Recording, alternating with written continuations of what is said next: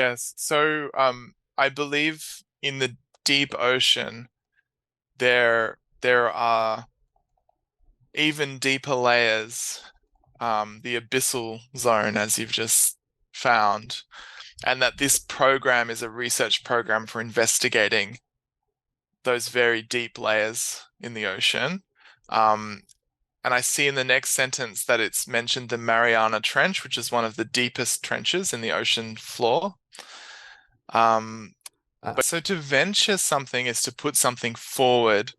I actually think venture would be more appropriate to science in this case, because if you find something, you actually put it forward to the scientific community. But because this is a more general sort of piece of writing, it's not strictly scientific, even though it's about science. I think revealed is what they're choosing. So if you used venture, you'd be more doubtful about, yes, they're putting this forward as a possibility. Revealed, you're implying that it's true, that something has really been found. Yes, this dual meaning. It can mean putting something forward in a risky way, which is what I was suggesting it would work in the first sentence. But it can also mean literally doing something adventurous or risky.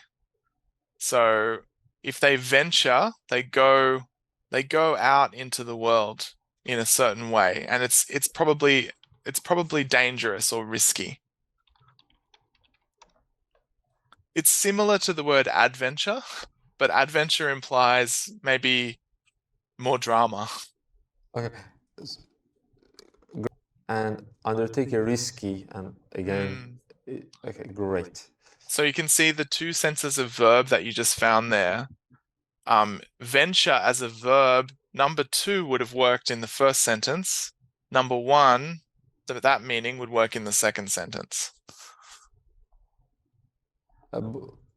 So Because revealed is much better than venture. Yeah. Okay, great. Revealed says that we believe the findings are actually findings. If we used ventured, we'd be saying, oh, it's a bit of a gamble. They might not have really found that, but they've told us about it and they're taking a risk in telling us about it.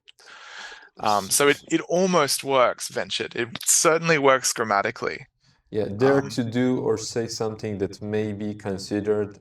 So Yeah. the second meaning can be put here, but reveal is much better. Yeah, Great. and it's especially revealed is better because we're talking about findings.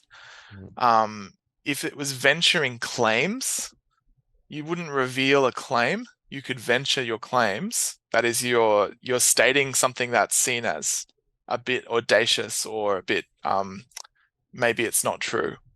So You're kind this, of implying that it's true, that it's a real thing that exists. so when we saw claims, we can think about venture, and when we see findings, we will think about reveals. Mm-hmm. Right? Yeah. So the meaning of define here. In this case, resist. Resist. Yeah. So these creatures are resisting extreme conditions. They manage to live in spite of or despite those pressure and darkness. So resilient literally means it means able to come back from injury or being pushed out of shape. So being able to recover. So to say that life forms are resilient is to say that even though they've been kind of crushed by this pressure, they're still able to live. They still can survive.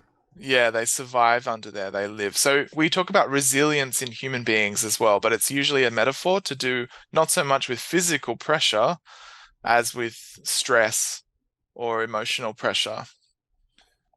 Yeah, so this is about what implications can do. implications implications are not often the subject of a clause or a sentence, but